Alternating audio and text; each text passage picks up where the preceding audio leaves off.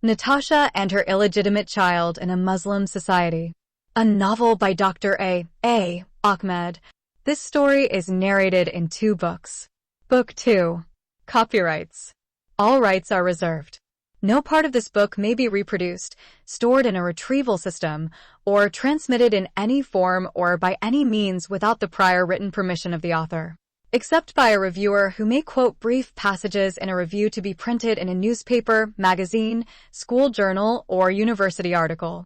This novel is a work of fiction, but the entire story is based on the actual life of a Muslim family in Sudan. Therefore, all names, characters, places, and incidents are either the product of the author's imagination or are used fictitiously. Any resemblance to actual persons, living or dead, events, or locales is entirely coincidental. Chapter 19. Dr. Natasha and the Muslim Feminists. By publishing her dissertation as a public book which many people had access to it, Dr. Natasha made a serious challenge to the Muslim feminists. The feminists considered the book as an open challenge and direct attack on them. One statement in the book has been considered an attack and exceedingly offensive to them. Dr. Natasha stated that Muslim feminists are more dangerous to Muslim women than Muslim men. She considered the feminists as dangerous people because of their false claims that Islam equally treats men and women and that many of the misogynistic teachings and practices of Muslims are not Islamic, but the creation of later generations of Muslim scholars and leaders. For example, the female genital mutilation is considered by them to be just a cultural practice and therefore has nothing to do with Islam. They also contended that it is an African custom and predated the advent of Islam. Dr. Natasha rejected their unsubstantial argument because their assertion is based on a conjecture. If the custom of female genital mutilation is an African, why then only Muslims of Africa such as Somalis, Egyptians, Sudanese, and Eritreans practice it until today? Why we do not find African Christians such as the Ethiopians, Kenyans, South Sudanese, and South Africans follow such barbaric custom? Also, if the practice of female genital mutilation predated Islam, then why Islam did not abolish it? On the contrary, there are many authentic hadiths of the Prophet Muhammad which endorse and encourage that evil and harmful custom. Some of them said female genital mutilation was an old custom practiced by the Egyptian pharaohs. However, there is no evidence found that the ancient Egyptians had practiced it on their females. The feminists said polygamy was meant to solve a temporary problem that Muslim women faced after their husbands were killed in the Battle of Uhud. Dr. Natasha refuted such false claim by stating that only 70 Muslim men were killed in that battle, and there was no record found showing that the wives of those slain men were married by other Muslim men. If that was the only reason for polygamy, why the Quran did not clearly state that only during war the practice of polygamy is permissible, and why Muslim men practiced it throughout the history of Islam and do it until the present day. Dr. Natasha supported her point by referring to the greatest Muslim theologian Al-Ghazali. According to the well-known Muslim scholar Abu Hamid al-Ghazali, polygamy is necessary because it satisfies human instinct of the man, citing Mernisi 1987, page 47.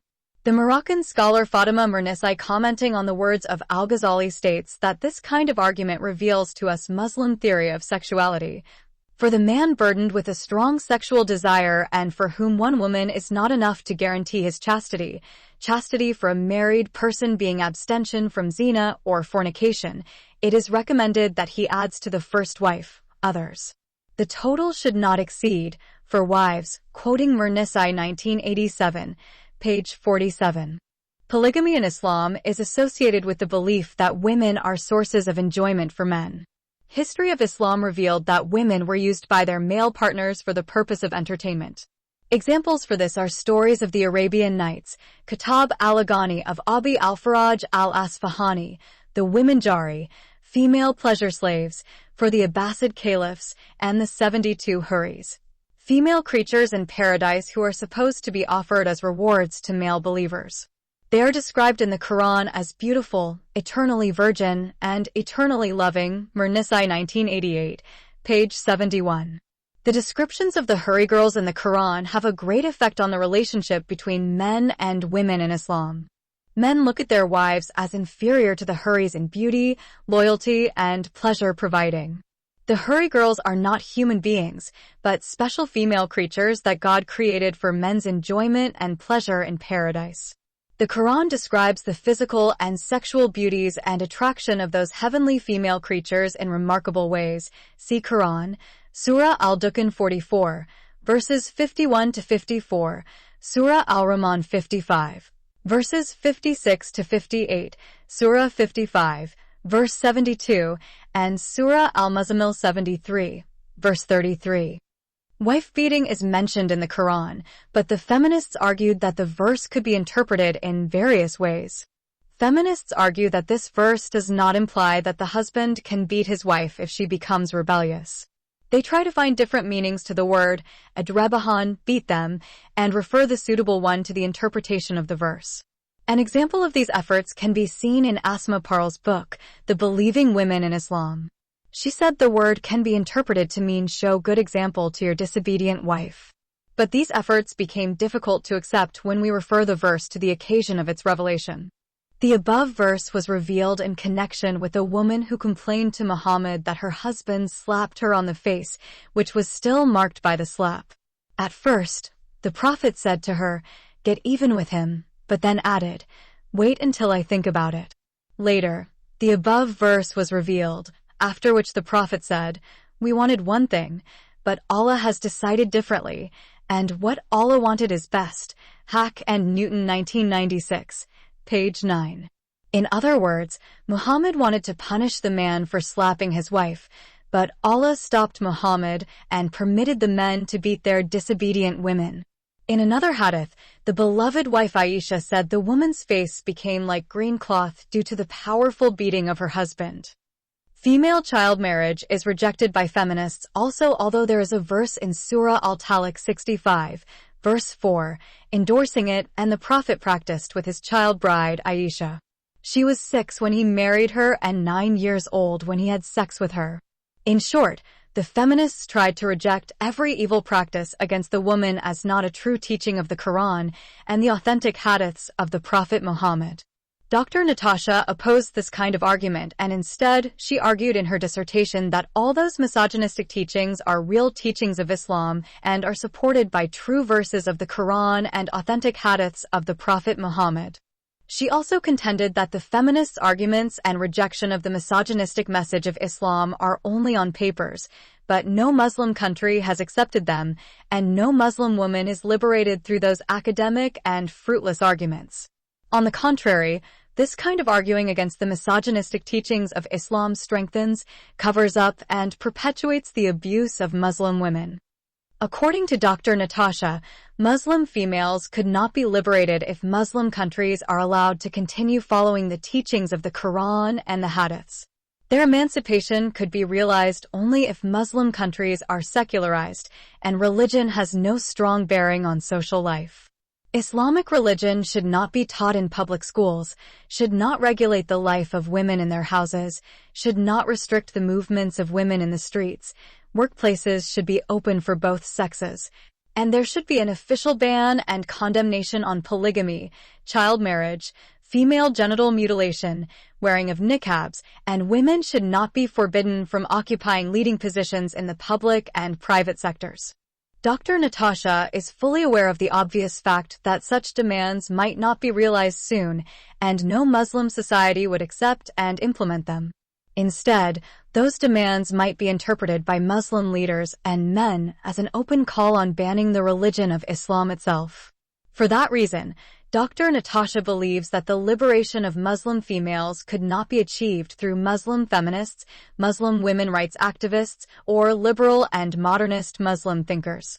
The emancipation of Muslim females must be forced on Muslim countries the same way the abolishment of the slavery system was forced on them in the past by the colonizers and other Western anti-slavery organizations. In order to enforce the emancipation of Muslim women, Muslim countries should be recolonized. But the occupation of the Muslim countries might not be easy as it was in the past. The recent occupation of Iraq and Afghanistan had brought some considerable positive changes in the status of women in those countries, but since the main goals are to fight terrorism, the complete emancipation of women is not yet achieved. Dr. Natasha also knows no Western country would like to colonize another country for the sake of liberating the women of that country.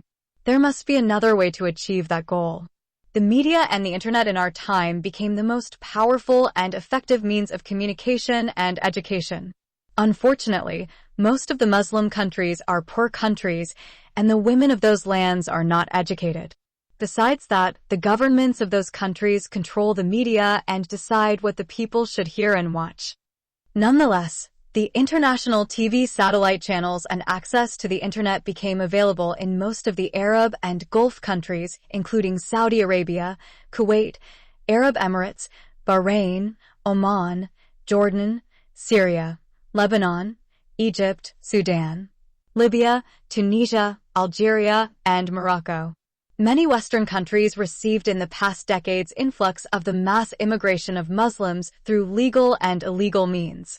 Dr. Natasha believes those Muslim immigrants should be exposed to fruitful critiques of the misogynistic teachings of Islam and be encouraged to discard such evil practices. Out of the 55 Muslim countries, only the above-mentioned regions have access to the international media and the internet.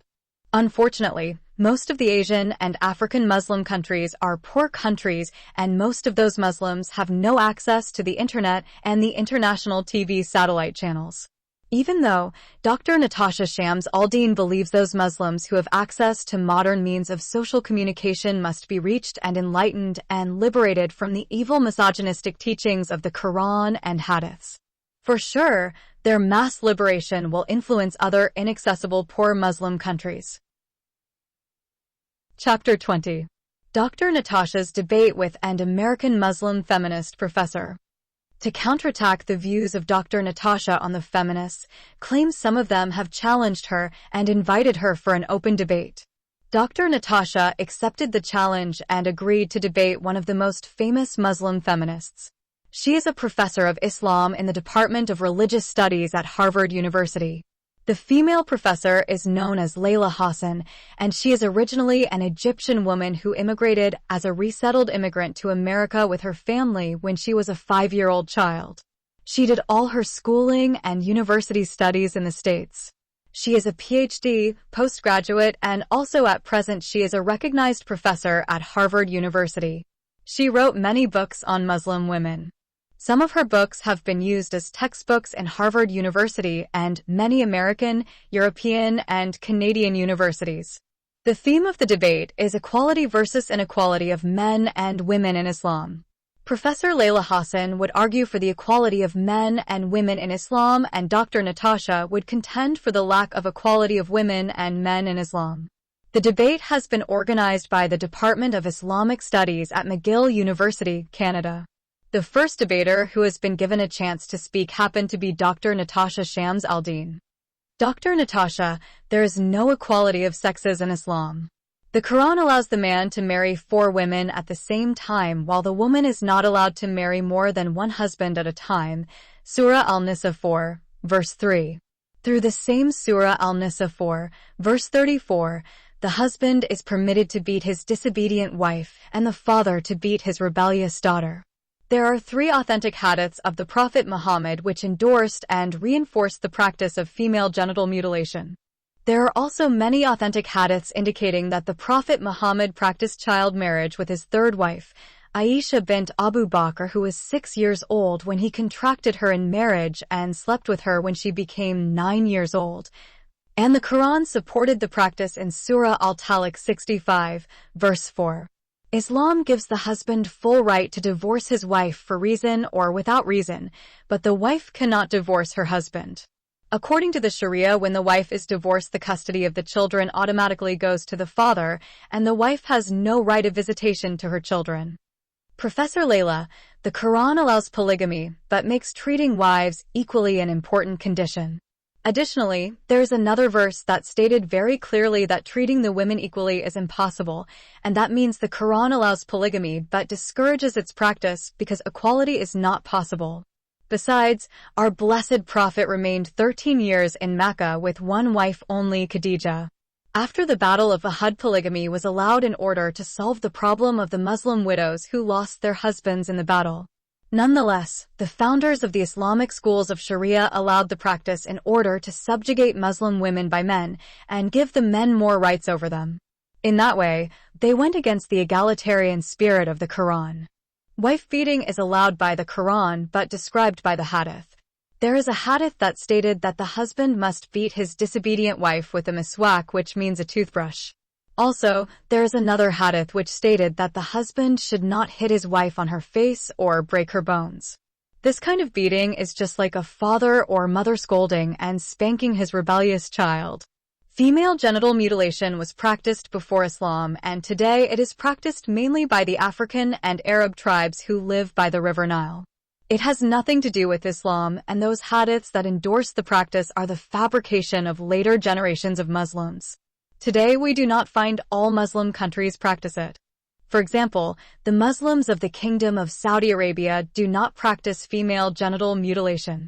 Among the many Arab countries, only Iraq and Egypt practice that evil custom. Likewise, child marriage was a common practice among the pagan Arabs at the time of our blessed Prophet Muhammad. It would be hard for Islam to abolish a commonly accepted social practice. The pagan Arab men hated to have females, and because of that, they used to practice infanticide by burying their female daughters alive. Some Muslim scholars said Islam could not take the girl from the hole of her grave and put her on the throne as a queen. As regards child marriage, among the 13 wives of our gracious prophet, only Aisha was married to him while she was underage. Divorce of the life partner is allowed in Islam for both men and women. The woman can divorce her husband, and there is in the blessed Sirah or biography of the Prophet a case of a woman who came to the Prophet and demanded to divorce her husband. The Prophet gave her permission to divorce him, but he ordered her to return to him the dowry that he gave her as bride's price. Unfortunately, the founders of the Sharia ignored that incident and gave the man the right to divorce his wife and denied that right to the woman. Therefore, the Sharia founders, without any justification or support from a verse from the Holy Quran or an authentic hadith of our infallible Prophet Muhammad, gave the father the right to keep the children after divorcing his wife and unjustly forbade the mother the custody of her own children. Dr. Natasha, first of all, I am glad that you have admitted that the Islamic Sharia gives the husband the right to divorce his wife and denies that right to the wife, and that includes the custody of the children. So, I do not need to spend much time on those gender discriminative rules. You have admitted that child marriage is a common practice among Arabs and Islam endorsed it, and the Prophet Muhammad practiced it with his child bride Aisha. As I have mentioned already, the Quran Surah Al-Talaq 65, verse 4 allows men to marry underage females who have not yet reached the age of puberty. Such evil practice is quite common today in the Middle East and many Muslim countries. Every day in those Muslim countries, girls of the ages of 10 and 12 got raped by men as old as their grandfathers because Muhammad did it and the Quran endorsed it. Recently, there is a case of 80-year-old Saudi man who married and raped a 10-year-old female child. On the wedding night, the girl was taken to the hospital for copious bleeding in her private parts, and when the mother complained to the Sharia court and demanded the divorce of her daughter, her lawsuit was rejected by the judge because the marriage was legal. CNN has reported that a 12-year-old Yemeni child bride died of internal bleeding due to her rape after 3 days from the day she got married off to an older man. This evil practice can be called nothing but child abuse and rape.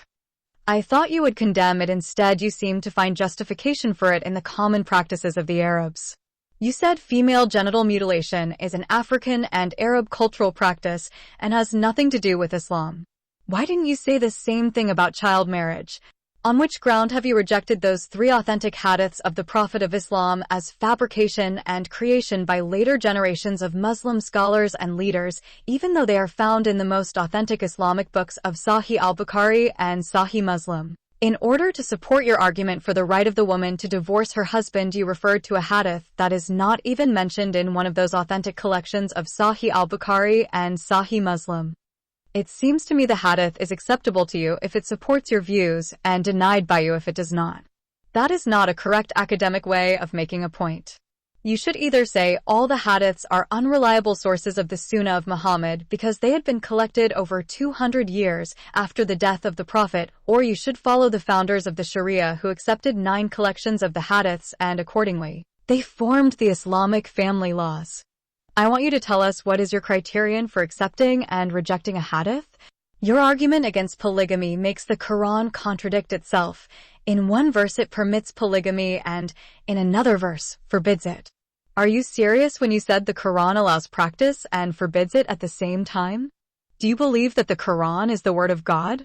Muhammad married 13 women at the same time and slept with 2 female slaves without marrying them because they were his female slaves.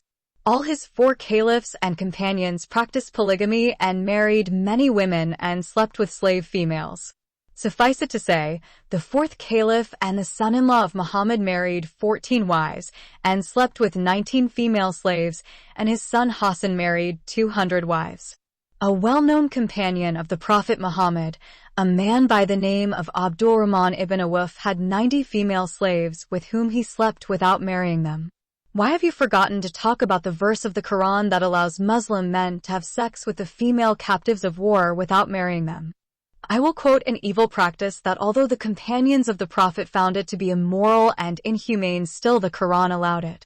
Abu Sa'id al-Khudri said, "The Apostle of Allah, may peace be upon him, sent a military expedition to Autos on the occasion of the Battle of Hunain. They met their enemy and fought with them. They defeated them and took them captives. Some of the companions of the Apostle of Allah, may peace be upon him, were reluctant to have intercourse with the female captives in the presence of their husbands who were unbelievers. So Allah, the Exalted, sent down the Quranic verse, and all married women are forbidden unto you except those captives whom your right hands possess." Sunan Abu Dawud, page 2150. Professor Layla, my only criterion for accepting or rejecting a hadith is the Quran itself. The Quran said the men and women are equal in their rewards and punishment, and they had been created from a single soul. Every hadith that contradicts the egalitarian message of the Quran, I will throw it out of the window. I did not say every single hadith is a creation and fabrication of those who came after the Prophet had died and gone to his Lord. There is of course good biography of our blessed Prophet, and there are authentic hadiths mentioned by the founder of our faith. Secondly, I have never said that child marriage is justifiable because it is a commonly accepted traditional practice of the Arabs. I have said Islam could not abolish it because the Arabs did not see it as a wrong practice. Have you found anywhere in the authentic books of Islam that any one of the companions of the Prophet as well as the enemies of Islam that objected against his marriage to Aisha because she was underage? Aisha herself boasted among the other wives of the Prophet that she was the only virgin that he married. Islam dealt with slavery in the same way it dealt with the custom of marrying child brides or underage girls. Islam had just left those practices as they were without forbidding them. Other evil practices such as killing female infants or burying female children alive were strictly forbidden by the Quran, even though the Arabs considered it an important tradition and never blamed anyone who did it. Female genital mutilation is a cruel and evil practice, and hence I will never believe that our blessed Prophet had said those 3 hadiths which seem to encourage and justify the practice. I know 2 of those 3 hadiths are included in Sahih al-Bukhari and Sahih Muslim, but I am sure they had been invented by a later group of Muslim scholars in order to find some religious authority to carry on with that barbaric and inhumane practice of female genital mutilation.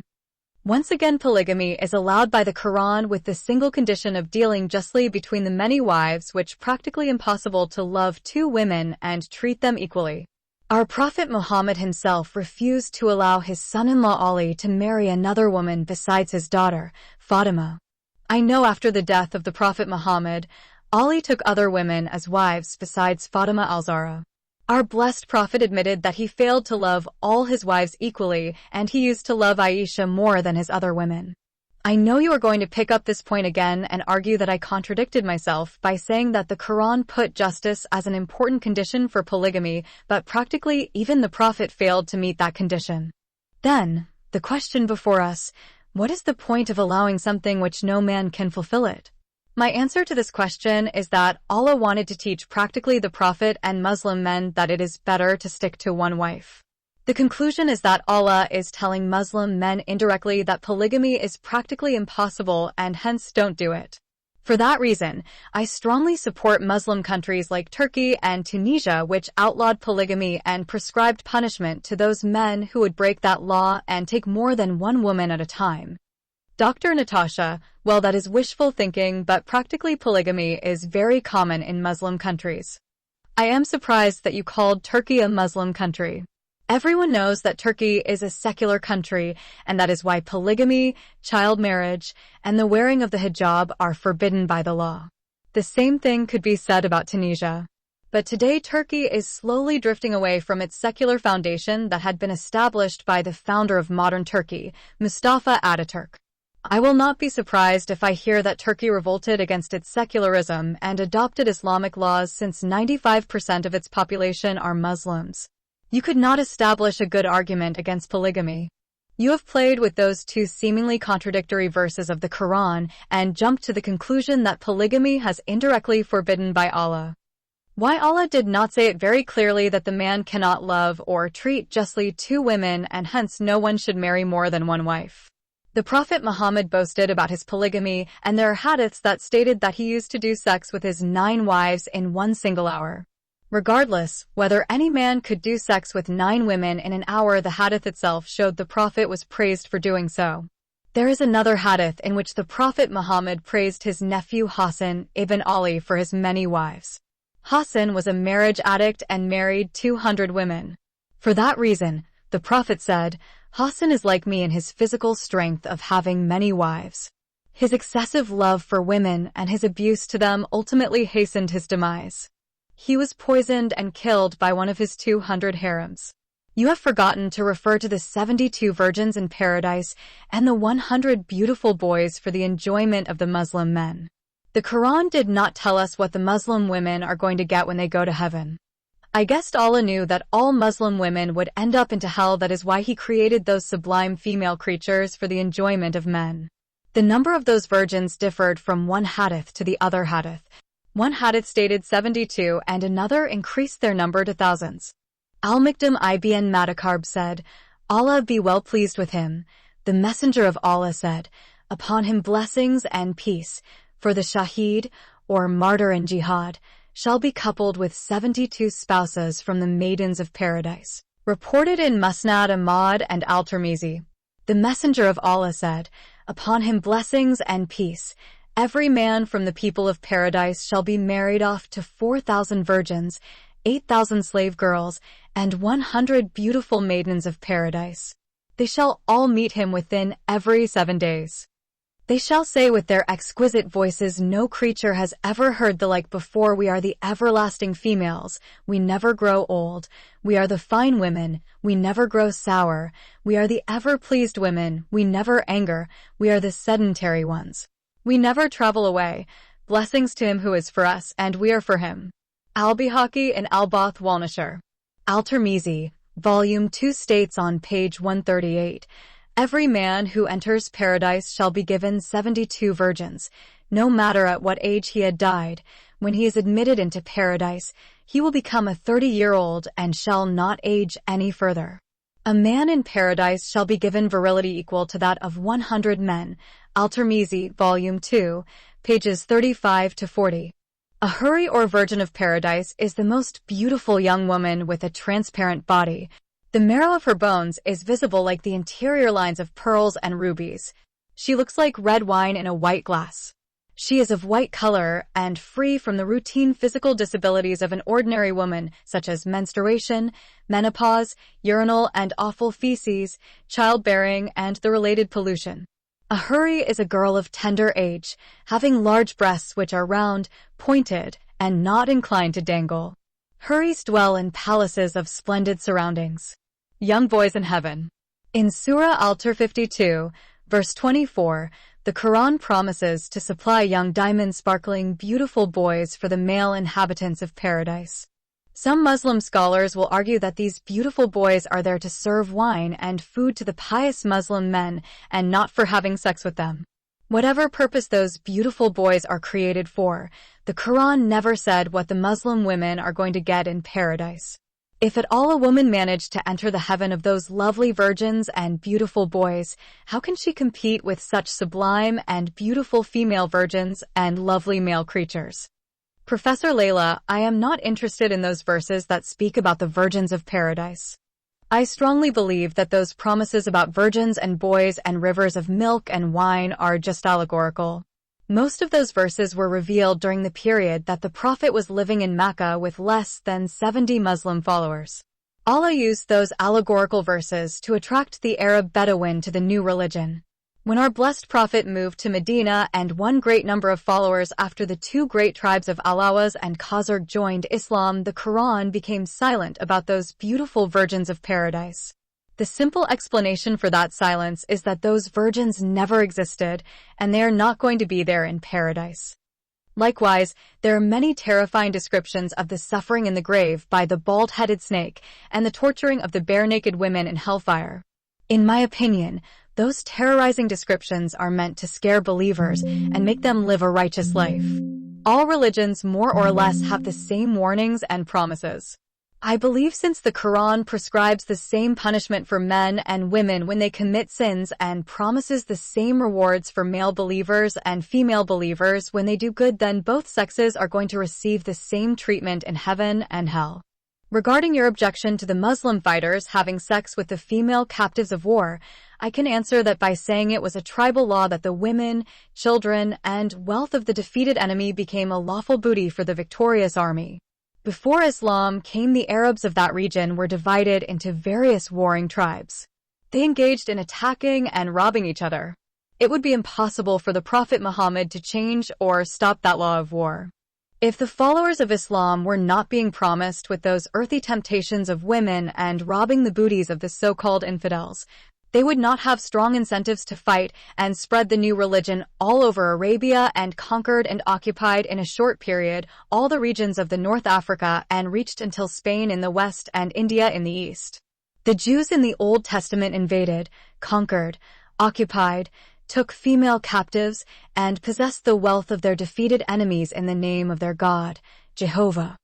Dr. Natasha, I am surprised to hear that you are saying Allah made up fancy and fairy tales of beautiful boys and lovely virgins of paradise in order to make his mujahideen fight and spread his religion. Why should Allah deceive his followers in order to spread his religion? Jesus Christ and his disciples never used a deceptive method to preach the gospel. Even the Jews in the Old Testament did not fight and possess the promised land through false temptations. Besides that, I have never heard before that any Muslim scholar or preacher said that the virgins of the Quran are only allegorical creatures and they don't exist in paradise. Such interpretation of the verses of the Quran would land you into serious trouble in a Muslim country, and for sure you would be accused of blasphemy and put to death. How could anyone follow a God who is a deceiver? No wonder that one of the 99 names of Allah is the Great Deceiver. Anyway, I leave your new doctrine about the virgins of paradise to be judged by others and move on to further misogynistic teachings of Islam. The Quran states, men are the guardians and maintainers of women because Allah has made some of them excel others and because they spend out of their property. The good women are therefore obedient, guarding the unseen as Allah has guarded. Surah Al-Nisa 4, verse 34. This verse is giving the man the authority to maintain the woman as if she is his donkey or camel. Today, the woman can work and take care of herself and family. Still, those countries which applied the Sharia would not allow the woman to work because of this verse. The woman in Saudi Arabia is not allowed to work or even drive a car. In another verse, the Quran stated very clearly that men have a degree of advantage over women, and women shall have rights similar to the rights against them, according to what is equitable, but men have a degree of advantage over them. The Prophet of Islam has a terribly negative attitude towards women. He pictured them as deficient in intelligence and religion and prophesied that many of them will go to hell. Once Allah's apostle went out to offer the prayer of Eid al-Adha or Eid al-Fitr festival. Then he passed by the women and said, O women, give alms, as I have seen that the majority of the dwellers of hellfire are you, women. They asked, Why is it so, O Allah's apostle? He replied, You curse frequently and are ungrateful to your husbands. I have not seen anyone more deficient in intelligence and religion than you. A cautious, sensible man could be led astray by some of you." The women asked, "O Allah's apostle, what is deficient in our intelligence and religion?" He said, "Is not the evidence of 2 women equal to the witness of 1 man?" They replied in the affirmative. He said, "This is the deficiency in her intelligence. Isn't it true that a woman can neither pray nor fast during her menses?" The women replied in the affirmative. He said, "This is the deficiency in her religion." Sahih al-Bukhari, Volume 1, Book 6, Hadith number 301.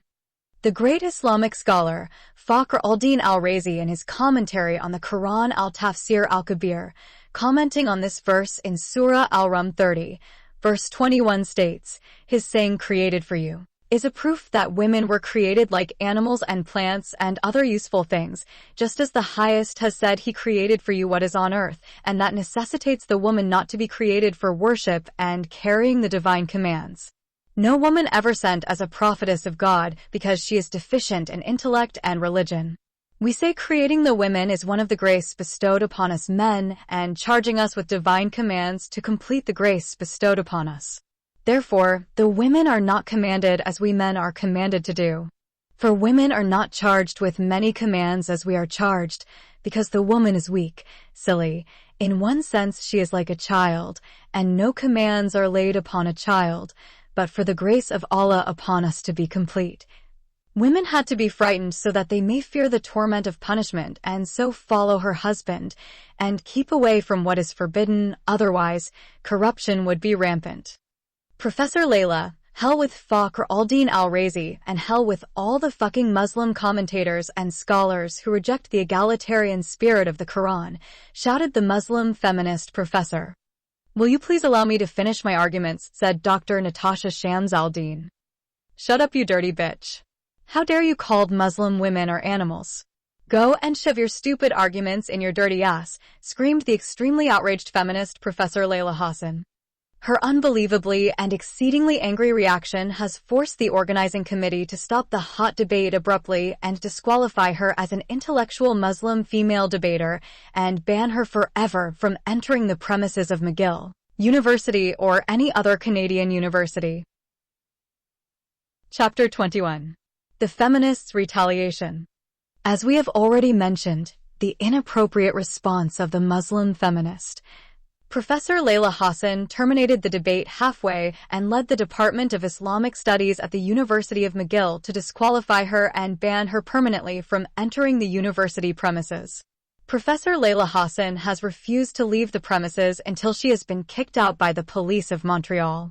The reason for her refusal to leave, because she said she has been scheduled by the Muslim Students Association of McGill University to deliver a speech on women in Islam on the same evening in the biggest auditorium inside the main building of the university. Even so, the university authority considered her no longer capable of speaking to its students due to her disrespectful behavior and vulgar language, and therefore it cancelled her speech and kicked her out in an undignified manner.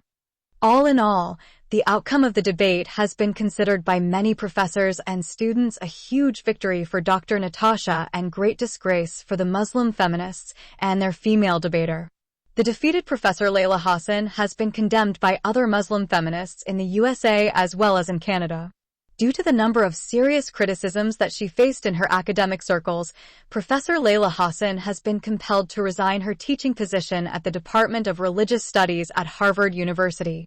She has been considered is no longer a suitable female professor to teach her students on ethics and religious studies. Other Muslim feminists said her disgraceful act might be tolerated if she had been caught red-handed on committing adultery on broad daylight or had sex with another woman and someone had uploaded her shameful porn video on the internet. At least that might be considered as personal immoral act or sex preference. But to speak publicly those disgraceful words against such a sworn enemy as Dr. Natasha Shams al-Din is intolerable moral misdeed. Therefore, some of those female feminist leaders called for her dismissal and legal prosecution. On the other hand, Dr. Natasha became a great heroine, and her first debate has been uploaded in YouTube and millions of people all over the world downloaded it and watched it.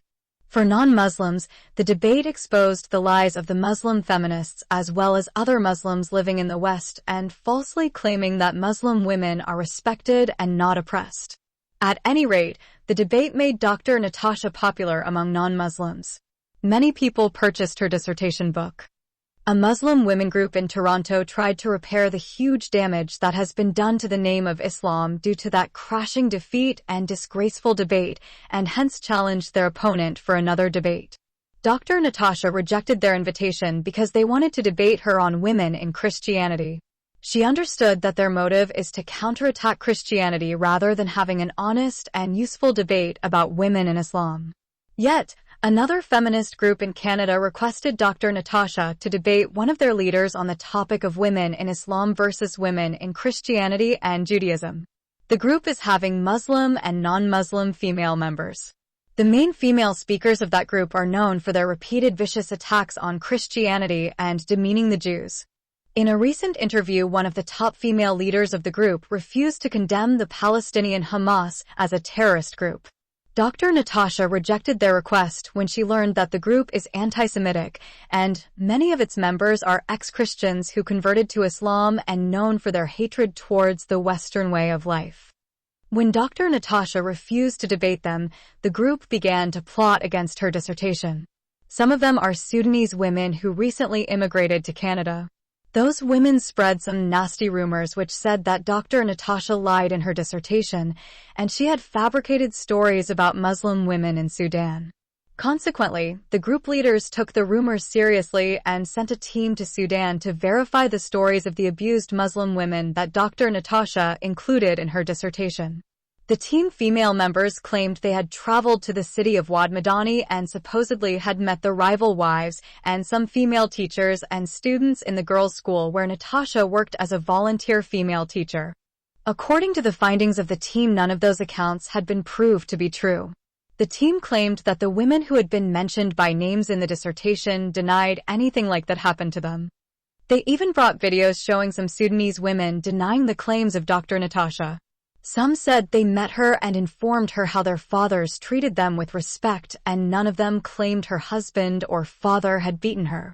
Even some female teachers at that prestigious girls' school claimed they had never beaten their female students no matter what mistakes they had done. On the contrary, a few female teachers said the Canadian volunteer female teacher had taught some girls to rebel against the teachings of the Holy Quran and the hadiths of the infallible Prophet Muhammad. Therefore, she was kicked out of the school and sent to jail. The police authority found out that she was a Muslim pretender and female spy to a Zionist feminist group in Canada. Therefore, she was tried by the Sharia court in Wad Madani City and condemned as an apostate and female spy and sentenced to be beheaded, but due to the interventions of the governments of the USA, Canada, and some international feminist groups and women's rights activists, she was able to escape her death penalty. She was retried in Khartoum and acquitted and kicked out of Sudan and her name blacklisted. Accordingly, after their return from Sudan, the Canadian Islamic feminist team submitted a complaint to the Department of Islamic Studies at McGill University and demanded that the dissertation of Dr. Natasha should be rejected because it has been based on academic data created out of mere fabrications and false claims. Nonetheless, the academic authority of the Middle East and Islam Department has disregarded the complaint of the group. When the team could not succeed in convincing the department to revoke the doctoral dissertation of Dr. Natasha Shams al-Din, its female leaders have published an article in one of the widely read newspapers in Canada and America. The article accused Dr. Natasha of lying in her academic research and that by including false data that's supposedly being collected from reliable sources in Sudan. Despite that, those Canadians who know about that anti-Semitic and pro-Islam feminist group did not take the article seriously and refused to believe the so-called pieces of evidence supplied by them.